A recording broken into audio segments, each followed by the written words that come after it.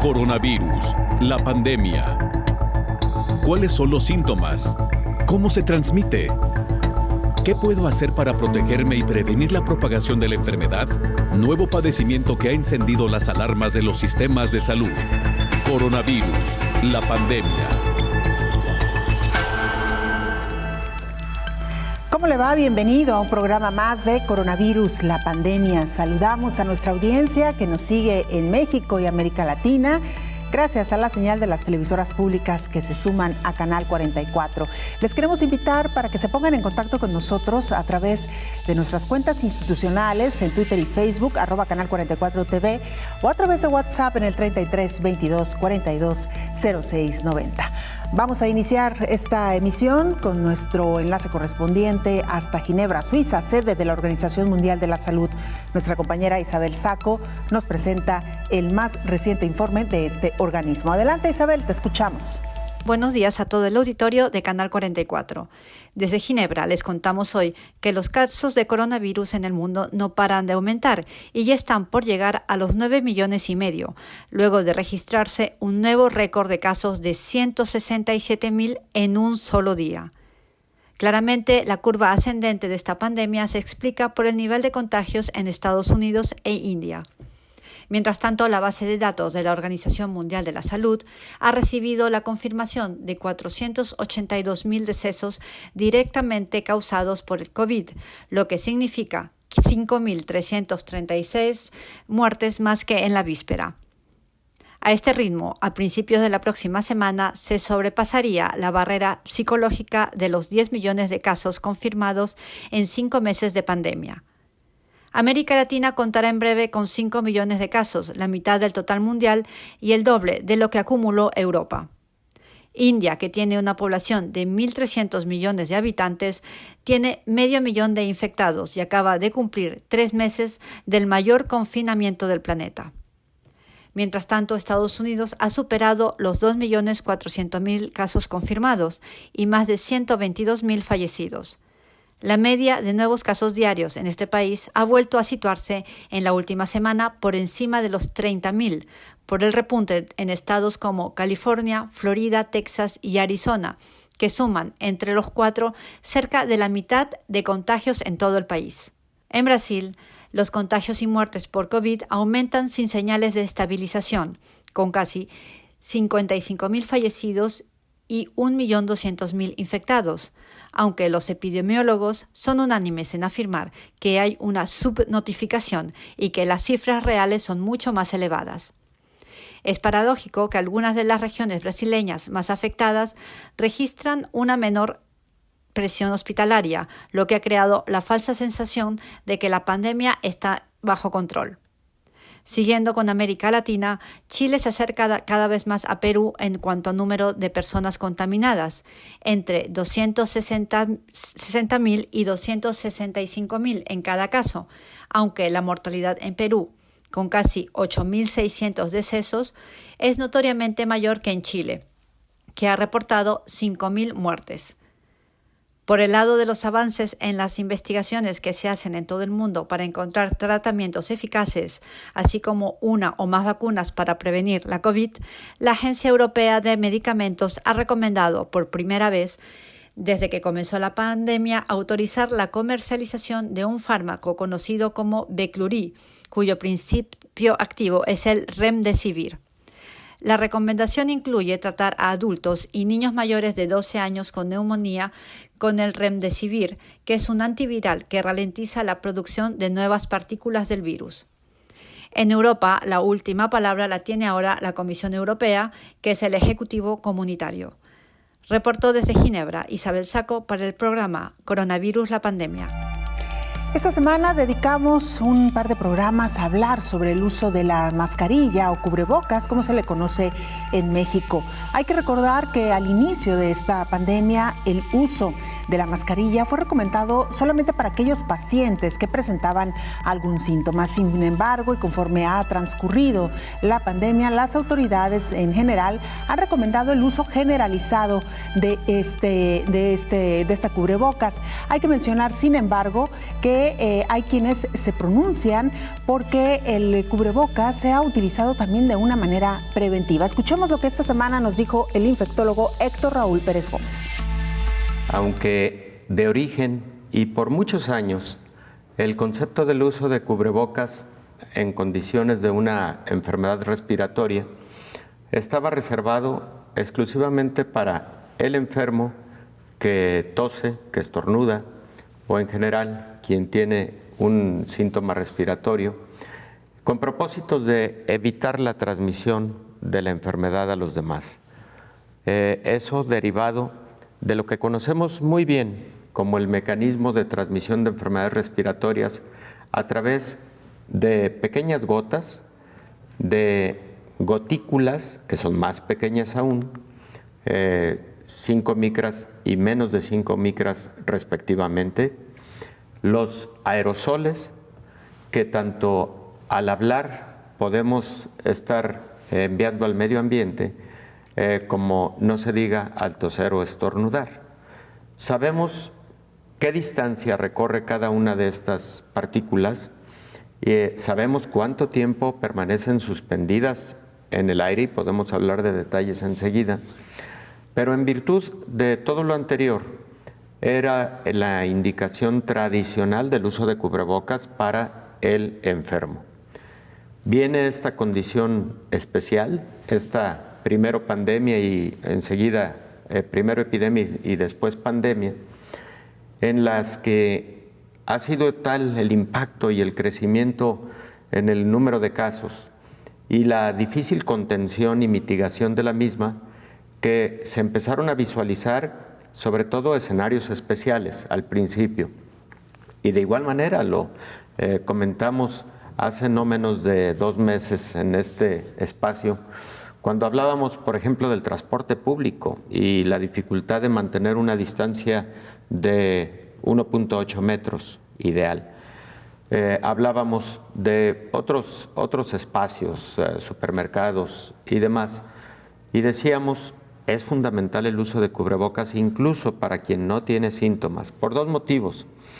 Por propia protección, que aunque brinda una protección, digamos, pequeña, adicional, también lo comentamos en un momento, pero también hay que recordar que entre el 15 y el 40% de los casos de personas que se han infectado con este virus son asintomáticos, pero sí transmiten la enfermedad.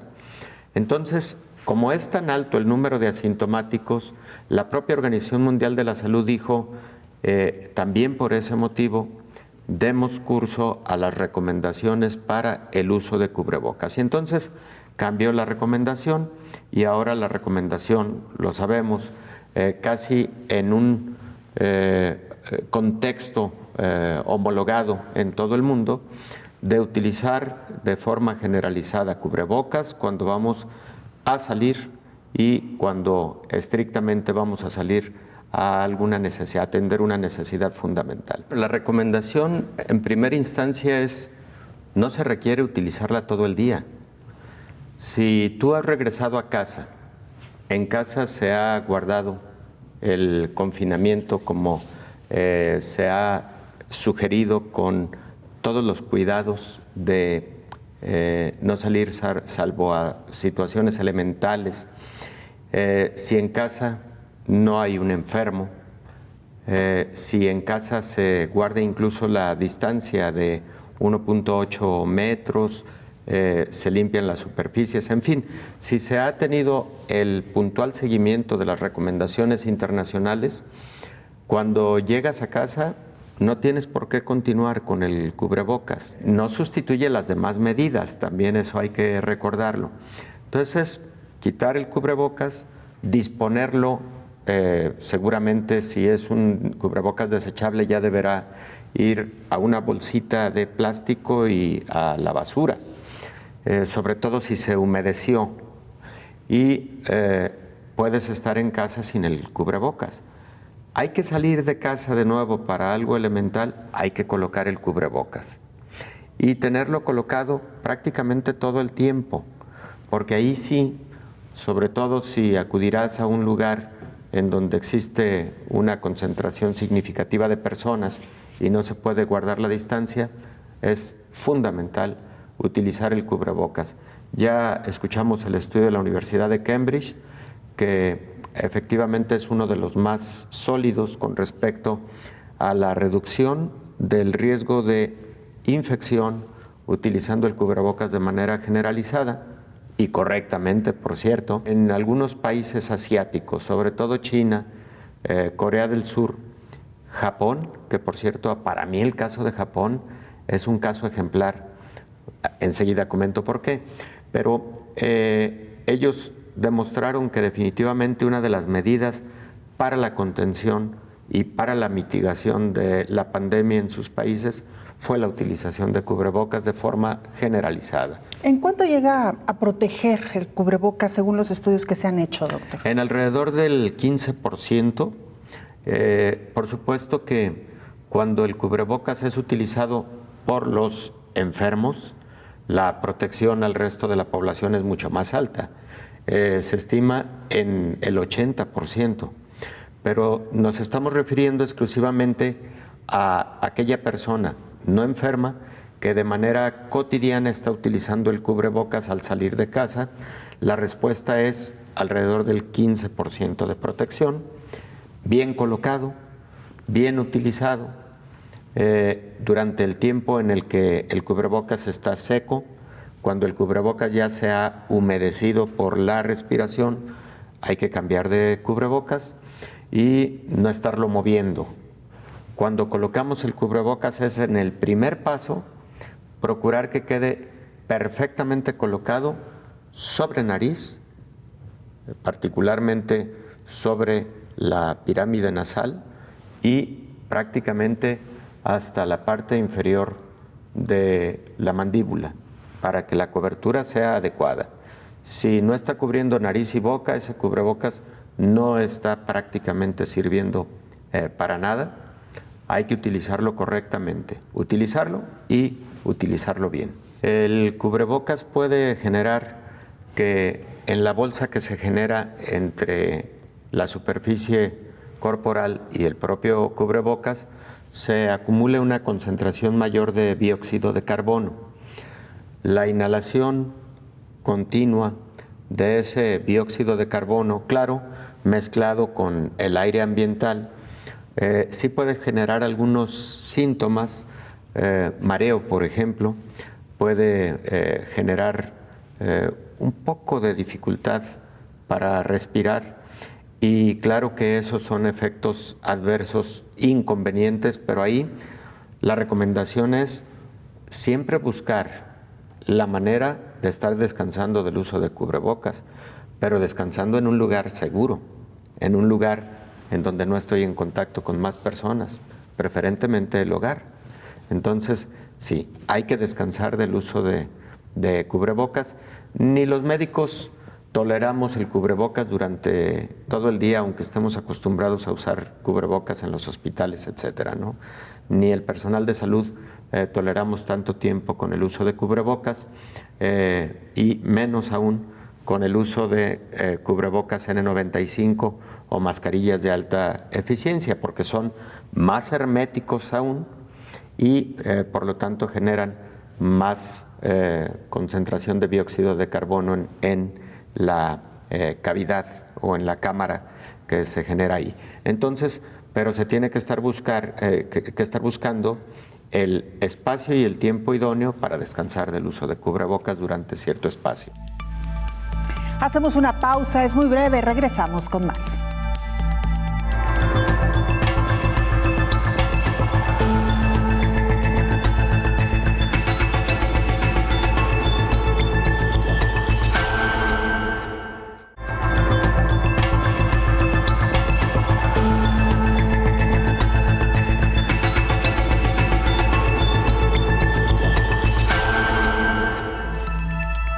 continuamos hablando sobre el uso de las mascarillas, una recomendación que hasta ahora la Organización Mundial de la Salud ha considerado útil en medio de esta pandemia. Sin embargo, también hay cada vez más voces que se suman al uso generalizado de las mascarillas.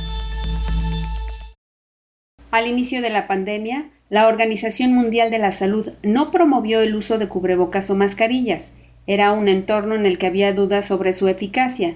Luego, el 6 de abril, modificó su criterio al señalar que los países podrían considerar el uso cuando otras medidas de higiene de manos o el distanciamiento físico planteen más dificultades.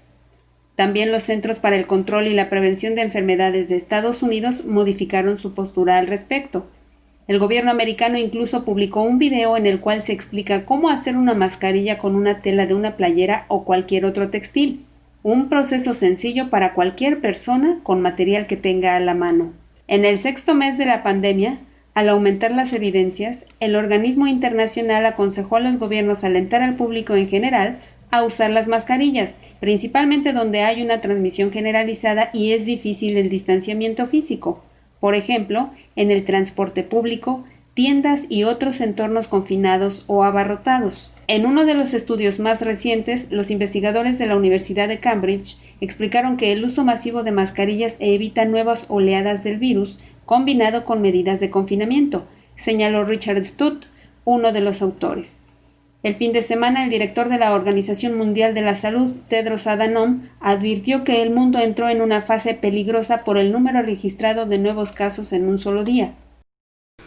El mundo está en una fase nueva y peligrosa.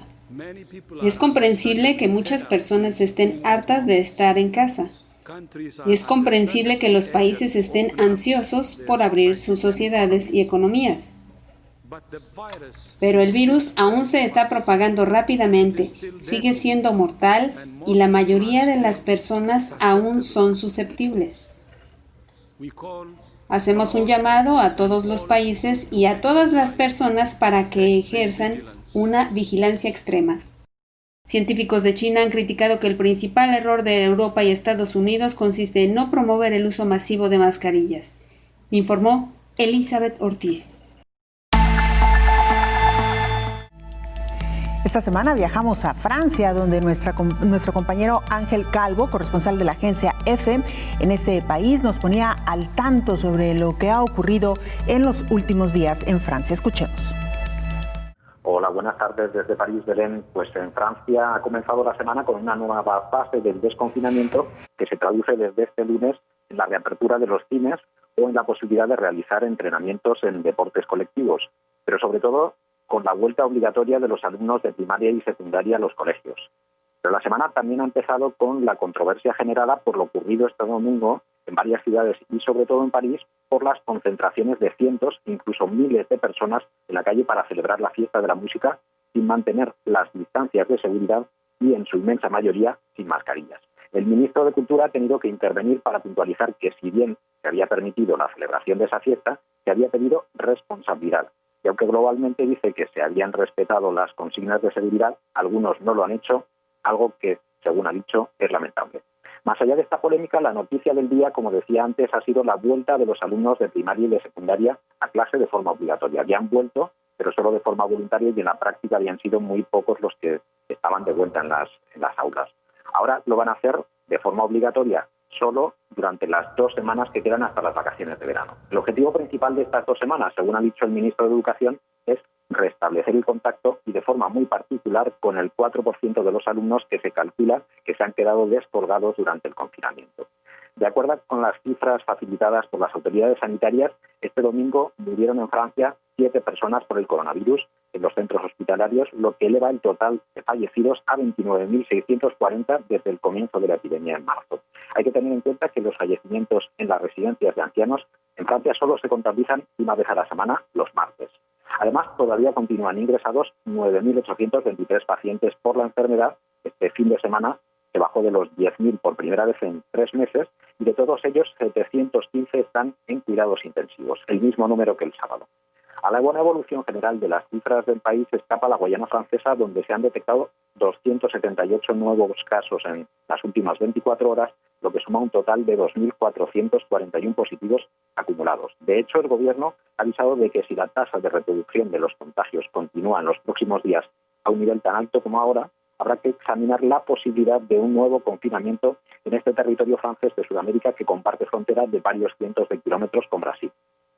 Por el contrario, en lo que se conoce como la Francia metropolitana, el desconfinamiento se va a acelerar con una batería de medidas anunciadas por el Gobierno este fin de semana. Por ejemplo, a partir del 11 de julio, los estadios y los hipódromos podrán recibir de nuevo a público con un aforo máximo de 5.000 espectadores, al menos en principio hasta el 1 de septiembre. Y además, las salas de espectáculo también podrán reabrir a partir de esa fecha, aunque cuando acojan a más de 1.500 personas deberán realizar una declaración previa para garantizar que se respetan las precauciones sanitarias.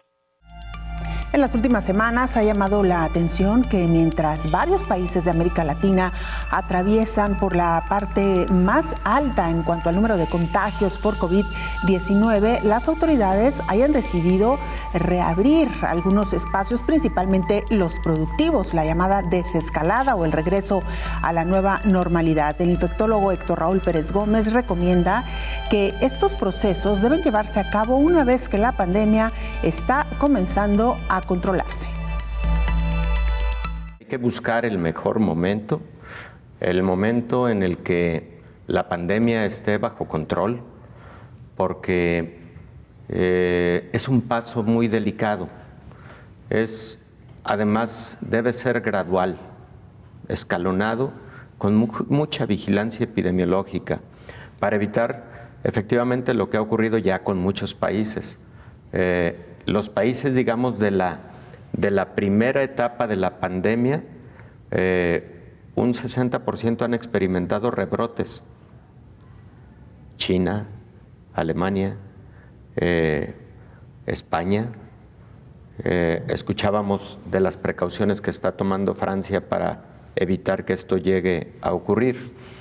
Pero esa situación que puede darse en cualquier momento y en cualquier país, se reduce de riesgo en la medida en que la vigilancia epidemiológica nos permita identificar regiones de más alto riesgo y poblaciones y escenarios de más alto riesgo.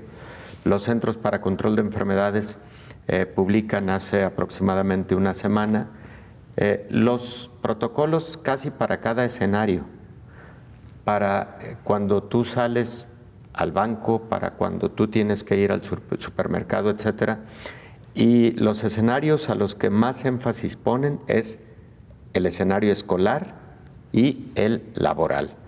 Porque ya lo sabemos, en los centros escolares es en donde frecuentemente ocurren brotes que van haciéndose más grandes porque luego de ser en el centro escolar se convierten en brotes en los núcleos familiares de los pequeños. Entonces, creo que son medidas muy cautelosas que está tomando Francia y de esas medidas y de esos ejemplos conviene ir tomando en consideración los países que vamos a ir un poco más adelante al desconfinamiento ya a mayor escala. Claro, sin duda alguna. Y por otro lado, bueno, también escuchábamos lo que nos decía nuestro compañero Ángel, ¿no? Se permitió un encuentro para un concierto de música, se recomendaron ciertas medidas, la gente no hizo caso, acudieron por miles y bueno, esperemos que esto no traiga consecuencias futuras. Doctor, siguiendo con el tema del uso del cubrebocas, recordé también que en el sur de nuestro continente lo conocen como barbijo o la mascarilla. Nos han preguntado mucho qué pasa con aquellas personas que pueden resultar alérgicas al uso de un cubrebocas y no por el uso, sino además quizá por los materiales de los que están hechos, doctor. Sí, ocurre con relativa frecuencia.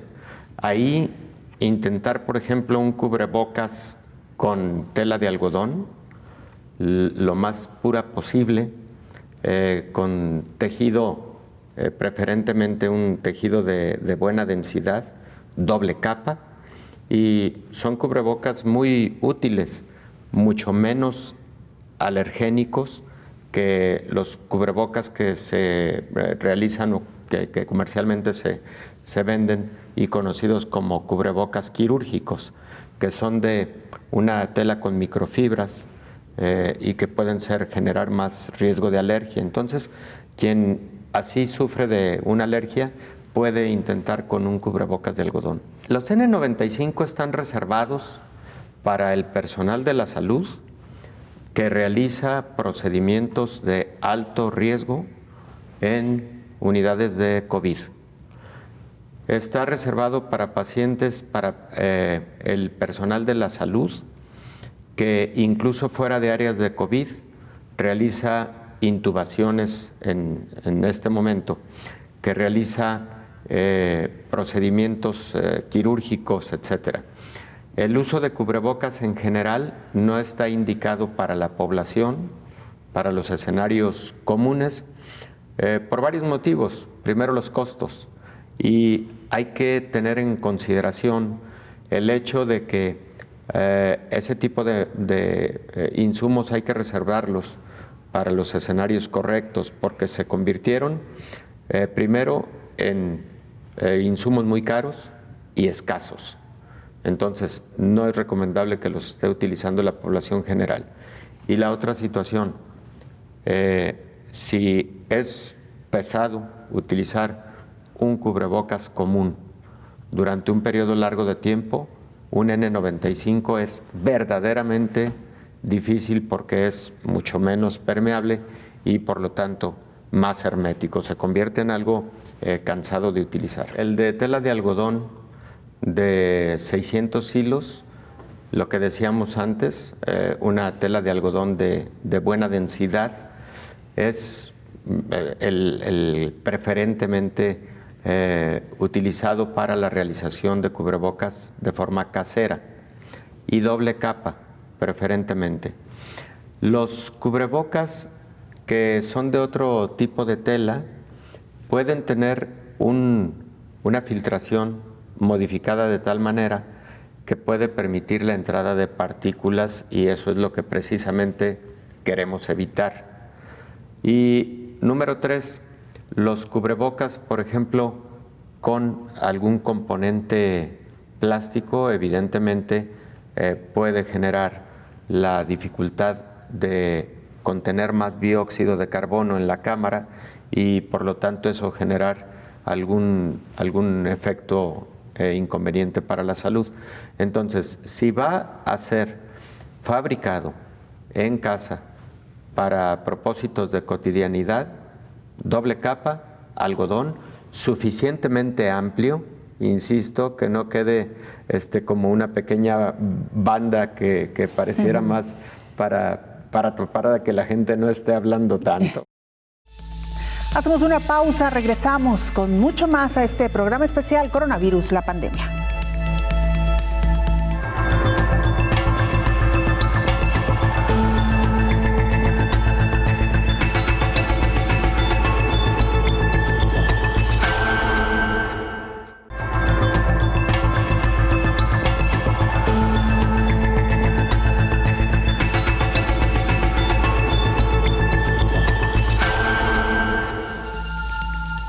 La UNESCO apoya a la región de América Latina y el Caribe en fortalecer sus comités de bioética, uno de los temas fundamentales en medio de la pandemia de COVID-19.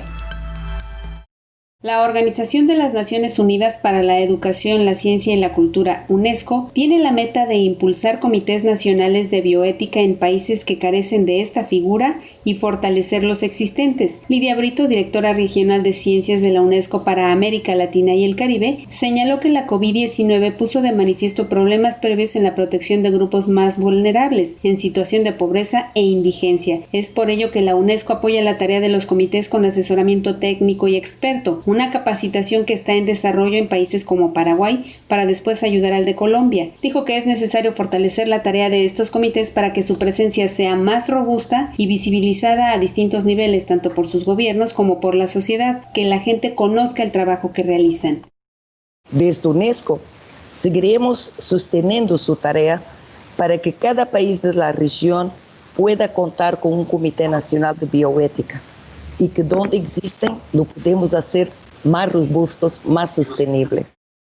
En este mes de junio, el organismo internacional sostiene encuentros virtuales con distintos países para compartir experiencias y recomendaciones éticas a los gobiernos de la región de América Latina y el Caribe. Las cifras más recientes indican que hay 4.3 millones de personas contagiadas con COVID-19, así como 221,000 muertes en la región, de acuerdo con la Organización Mundial de la Salud, informó Elizabeth Ortiz. Esta semana también estuvimos en Venezuela, donde nuestra compañera Desiree López Zorrilla, periodista independiente en este país, nos reportaba los más recientes incidentes. La escuchamos. Hola Belén, buenos días a ti y a todo el auditorio del Canal 44.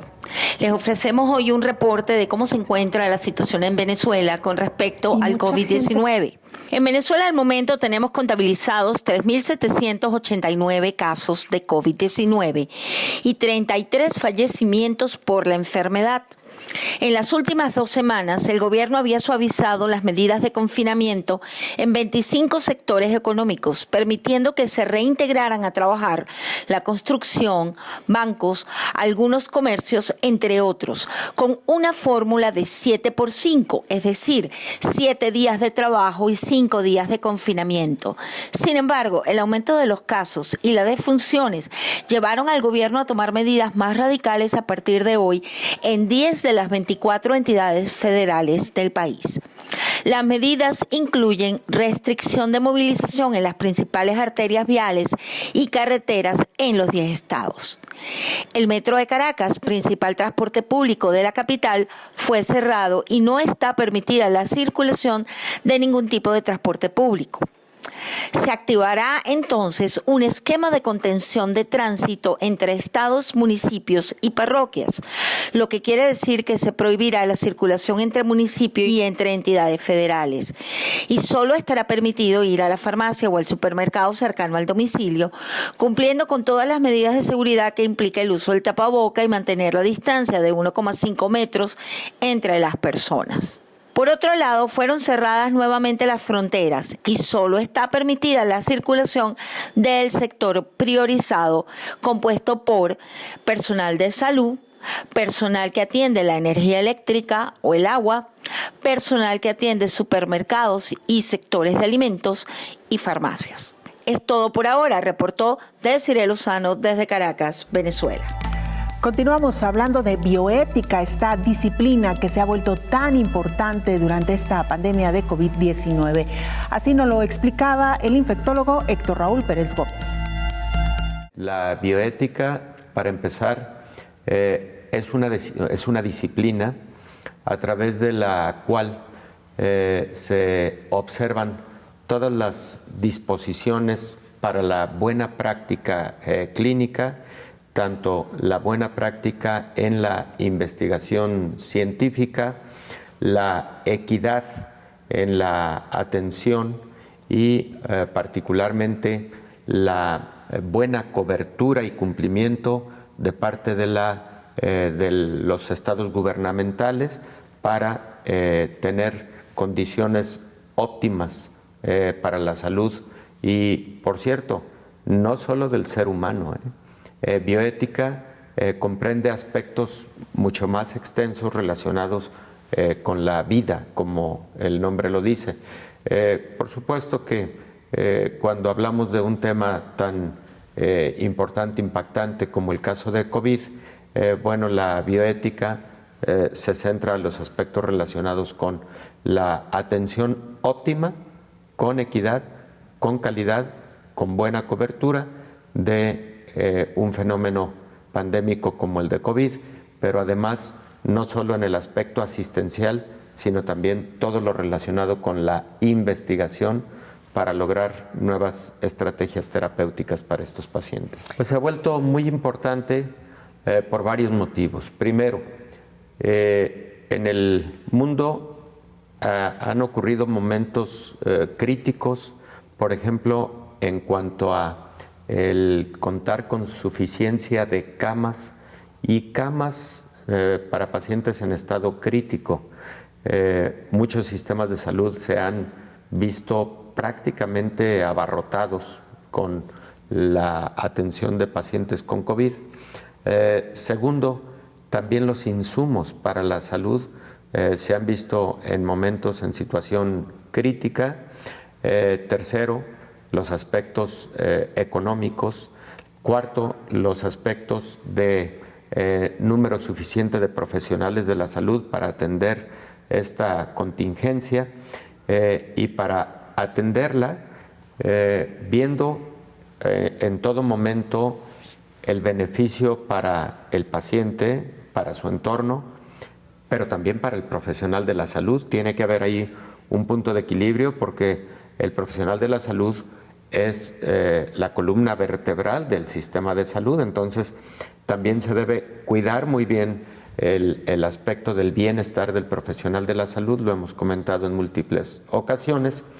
Y algo que me parece fundamental, volviendo al punto álgido de las camas para brindar atención a este tipo de pacientes.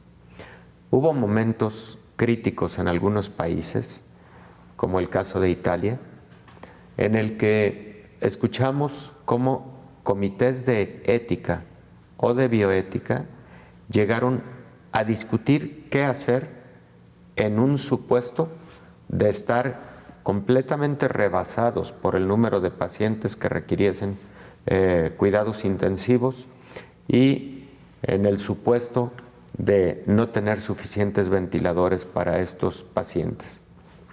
¿A quién tratar? ¿A quién colocarle un ventilador? ¿Quién podría prescindir de un ventilador? Ese tipo de discusiones son verdaderamente impactantes para todos. Imagínate para el propio personal de la salud. También, por ejemplo, se desarrollaron estrategias para que un solo ventilador, a través de sistemas compartidos, pudieran darle ventilación asistida a 2 pacientes, por ejemplo, lo cual técnicamente no es imposible. De hecho, ha llegado a ocurrir cuando se tiene un ventilador y 2 pacientes con necesidad de ventilación, ¿no? Mecánica asistida. Hay dispositivos para poderlo hacer y con niveles de seguridad, vamos. Pero todas esas discusiones que estuvieron en la parte medular de los comités de bioética, pues son precisamente las que, o a las que no quisiéramos tener que llegar, precisamente por anticiparnos a una planeación que nos permita que los pacientes o el número de pacientes graves no tengan que sufrir por un espacio asistencial. ¿Qué han hecho muchos países, por ejemplo, en sus estrategias? Muchos países lo que han hecho es dosificar la pandemia, evitar que se generen grandes picos y en lugar de ello una duración mayor, pero sin riesgo de que colapse el sistema de salud. También eso es válido. Las estrategias tienen que llevarse a cabo dependiendo de las circunstancias de cada país, de cada región, incluso de cada sistema de salud regional, local o de cada hospital. Eso es lo que mueve una pandemia de esta naturaleza. Todos los países deben tener guías bioéticas, todos los países, y dependiendo de su extensión, deben tener comités de bioética regionales o estatales o en los propios hospitales. Lo ideal es que cada hospital tenga un comité de bioética. Algunos hospitales deben tener comités de ética y ética en investigación y comités de investigación. En uno de ellos se analizan los aspectos metodológicos de una investigación, pero en el otro que esos aspectos metodológicos de la investigación estén apegados a principios bioéticos. Entonces, insisto, en COVID-19, en esta pandemia, estos comités juegan un rol fundamental porque también recordemos que se lleva a cabo mucha investigación científica al respecto. ¿De qué se trata? De que estos comités de bioética también vigilen puntualmente que se apegan estos protocolos a principios fundamentales de, primero, no hacer daño al sujeto de estudio o al paciente que está participando en el estudio, y se identifique también que, por ejemplo, el fármaco que se está sometiendo a un estudio brinde altas probabilidades de beneficios en contra de perjuicios. Y por otro lado, es muy importante que cuando hablamos de apego a las guías internacionales, existen protocolos internacionales como el de Helsinki para las buenas prácticas en investigación científica en el campo médico, en el campo de la medicina. Entonces, todo esto vigilan los comités de bioética. Son comités, para empezar, de expertos, pero que no tienen que ver directamente con la atención, precisamente para evitar ese tipo de influencia, que a veces es una influencia más bien relacionada pues con aspectos hasta sentimentales. Entonces no es lo más pertinente. Como tiene que ser una decisión apegada a principios establecidos y además a imparcialidad y además a equidad, atender en la medida de lo posible a principios de equidad, pues entonces sí debe ser un comité diferente al equipo que está atendiendo directamente a pacientes. Vamos a nuestra última pausa, regresamos con mucho más.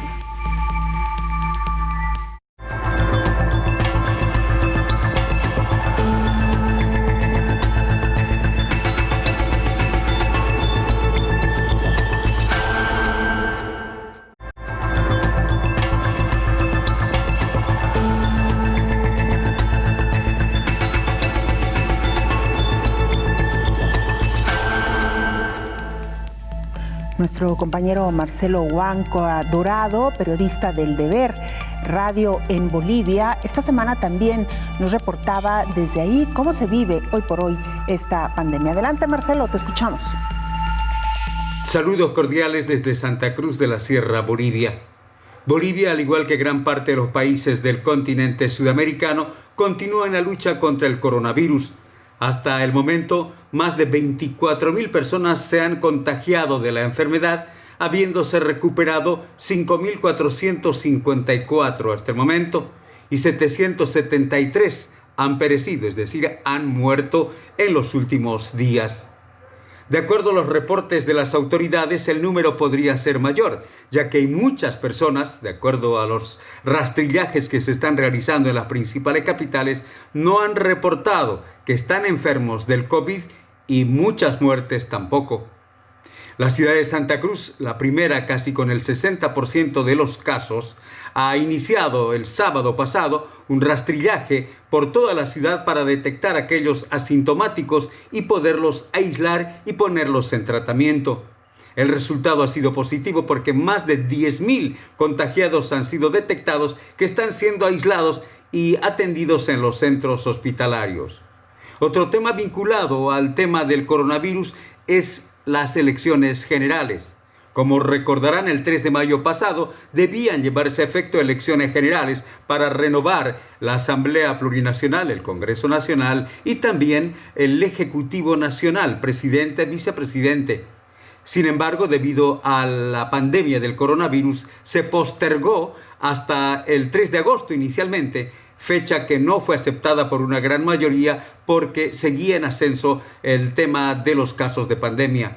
Sin embargo, luego de un acuerdo político, finalmente el Tribunal Supremo Electoral acordó que la fecha sea el próximo 6 de septiembre, fecha que tampoco fue aceptada por el Ejecutivo, que tardó muchos días en decidirse para promulgar la ley, que finalmente lo hizo el domingo por la noche, la Presidenta pidiendo, sin embargo, a los partidos políticos asumir la responsabilidad de cualquier caso que pueda presentarse de coronavirus en esa jornada. Ahora, las autoridades buscan mecanismos para evitar que en el día de las elecciones y el proceso de preparación se produzcan más contagios. La situación en Bolivia se torna dramática porque hace tiempo que están superados todos los centros hospitalarios. La introducción del plasma hiperinmune como mecanismo de apoyo para evitar muertes ha dado buen resultado. Sin embargo, no es fácil poder acceder a este plasma por parte de enfermos. Por ello, a diario hay centenares de solicitudes de plasma para auxiliar a los enfermos. Las autoridades tienen la esperanza que la participación ciudadana en las más de 1000 brigadas que están circulando por las calles de la ciudad de Santa Cruz pueda dar resultado para darle un freno al coronavirus que tiene una curva muy ascendente en Bolivia. Así está el panorama en Bolivia, en el continente sudamericano. Hasta otro momento. Vamos ahora a Honduras, donde nuestra compañera Naomi Mesa, periodista de STV Telebásica, también nos presentaba su reporte. Escuchemos. Un saludo para ti, Belén, y para toda la audiencia de Canal 44. En Honduras, desde el primer caso en nuestro país, lamentamos decir que ya hemos sobrepasado los 12.700 casos positivos, con la alegría que más de 1.200 personas se han recuperado con éxito. Sin embargo, lamentamos el deceso de más de 360 compatriotas. De los casos activos, 1.046 están hospitalizados, de los cuales 671 están en condición estable, 326 en condición grave y 49 en cuidados intensivos. Debido al alto número de casos que se han reportado en nuestro país, el gobierno ha tomado la decisión de suspender para el departamento de Francisco Morazán la reapertura inteligente de los negocios e instituciones del Estado, quedando solamente los bancos, supermercados, farmacias, gasolineras abiertas para el público. Para los permisos de salida se sigue tomando en cuenta el último dígito de identidad, con un dígito por día para que las personas puedan abastecer sus necesidades, siempre siguiendo las medidas de seguridad sanitarias, el uso de mascarilla obligatorio y distanciamiento de al menos 1 metro por persona. En vista del aglomeramiento de pacientes en los hospitales, las autoridades han decidido acondicionar un centro de triaje que atenderá a pacientes con síntomas de COVID en las instalaciones del Infop, donde ya se están recibiendo los pacientes. De igual manera, el personal de salud ha tomado la decisión de salir a las calles para realizar pruebas a la población en las colonias donde se han presentado casos positivos.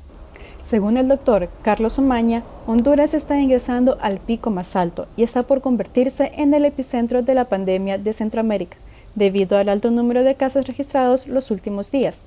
Actualmente, Panamá es el país de Centroamérica con más casos registrados de COVID-19.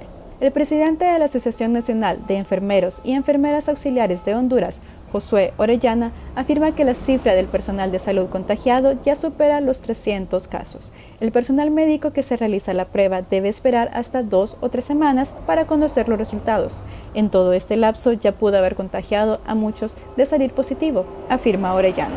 Es importante mencionar que nuestro mandatario, el presidente Juan Orlando Hernández, junto a su esposa Ana de Hernández, el pasado miércoles dieron a conocer que sus pruebas de COVID-19 resultaron positivas, por lo que ambos se encuentran en aislamiento en el Hospital Militar de Tegucigalpa. Actualmente en nuestro país está activo el toque de queda absoluto en todos los departamentos hasta el 28 de junio. Sin embargo, este toque de queda seguirá prolongándose hasta que se comience a ver una disminución de casos positivos en el país. Para Coronavirus la Pandemia, informó Naomi Mesa de STV Telebásica. El infectólogo Héctor Raúl Pérez Gómez nos explicaba también en esta mesa de trabajo la importancia de las guías bioéticas, ya que dan prioridad a pacientes con más probabilidad de vida.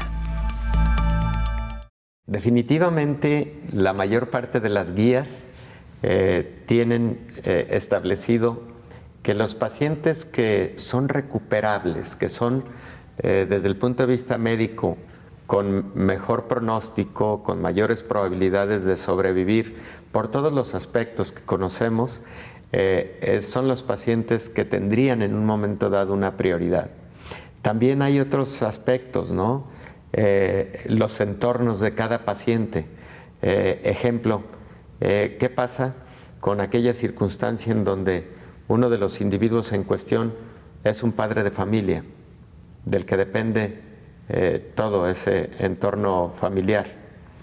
Y la otra circunstancia es de alguien que posiblemente muy avanzada edad, ya ha cumplido con esa misión de vida, a lo mejor ya no tiene dependientes económicos, por ejemplo, y el pronóstico es pues mucho más sombrío con respecto a la enfermedad. Bueno, pues ahí se van delineando la toma de ese tipo de decisiones.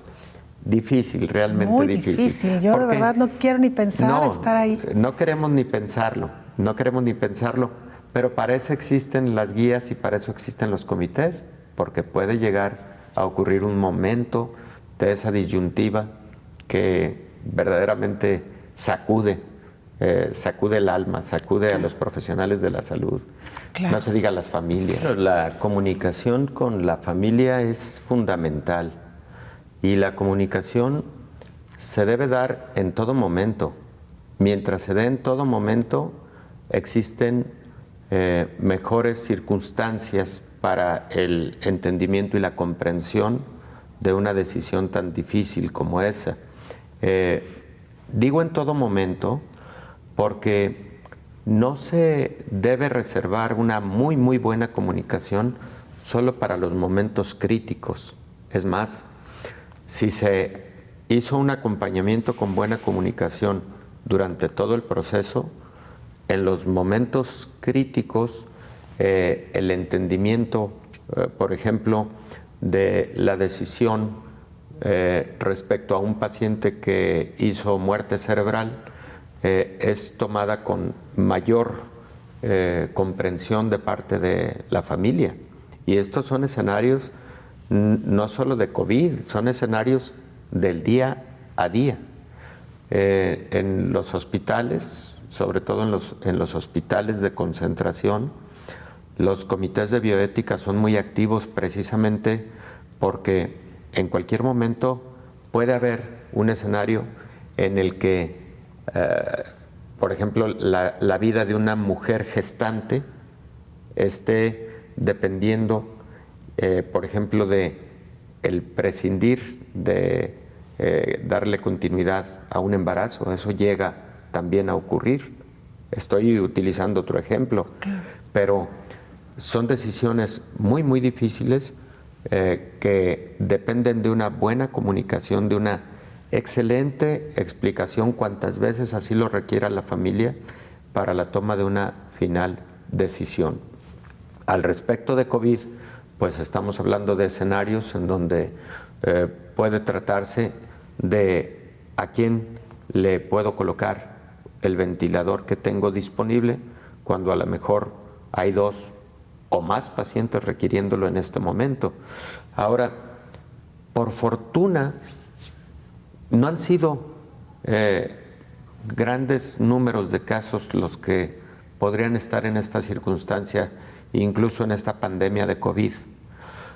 Ha habido muchos momentos de solidaridad internacional en la que los países han apoyado con equipo médico a aquellos que están sufriendo el embate con más intensidad en el momento determinado de esta pandemia.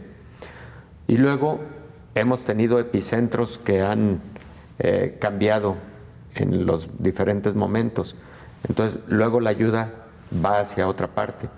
Luego han venido todas las estrategias de reconversión hospitalaria. Han ocurrido la instalación de hospitales, por ejemplo, en hoteles, la instalación de hospitales en casas de descanso, la instalación de hospitales en estadios, con el propósito precisamente de tratar de darle cobertura a todos los que lo están requiriendo. Pero ante excepciones, pues sí, la guía bioética que establezca un país o las guías bioéticas internacionales, cuando los países deciden adoptarlas como tal, y los comités de bioética para que tomen decisiones ante un caso emergente, ¿no? Antes de despedirnos, un nuevo tipo de test rápido para la detección de COVID-19 que arroja resultados en menos de 2 horas y no requiere los aparatos termocicladores necesarios para la PCR en tiempo real, fue desarrollado por científicos argentinos. Escuchemos. Científicos argentinos desarrollaron un nuevo tipo de test rápido para la detección del COVID-19 que arroja resultados en menos de 2 horas y no requiere los aparatos termocicladores necesarios para el PCR en tiempo real, por lo que podrán ser usados en centros médicos con menor equipamiento. Así lo informó Diego Comerci, investigador de la Universidad San Martín. Tiene la misma precisión, la misma performance diagnóstica que la RT-PCR, es mucho más fácil de implementar, mucho más rápido y va a permitir un manejo superior de la epidemia. En la presentación, el ministro de Ciencia y Tecnología, Roberto Salvarezza, destacó la versatilidad que ofrecen estos test desarrollados por investigadores de la Universidad Nacional de San Martín y la Universidad Nacional de Quilmes en colaboración con el sector privado. Es versátil porque no requiere los termocicladores. Hoy en día nosotros tenemos una cantidad de termocicladores para hacer la real-time PCR, ¿sí? Pues bien, si esas capacidades que requieren personal entrenado en algún momento son sobrepasadas porque se necesita hacer más testeos, pueden entrar a la cancha estos test rápidos, que pueden ser hechos en un hospital municipal que no tiene termociclador. Argentina ya contaba con una gama de test rápidos, el NeoKit COVID-19, que están siendo empleados en hospitales del país, a los que ahora se sumarán los nuevos ELA Chemstreet, que cuentan con una producción de 20.000 unidades por semana. Le permitimos a nuestro sistema de salud tener mayor capacidad de testeo si fuera sobrepasada nuestra capacidad actual, que es a través de la RT-PCR, que son las que se están realizando en este momento. Estos nuevos test tienen una sensibilidad superior al 97% y una especificidad cercana al 100% y permiten la detección del virus a partir de una amplificación isotérmica de 1 hora. Hasta aquí llegamos con este programa especial. Muchas gracias por habernos acompañado. Le invitamos para que nos sintonice en la siguiente emisión. Hasta entonces. Coronavirus, la pandemia.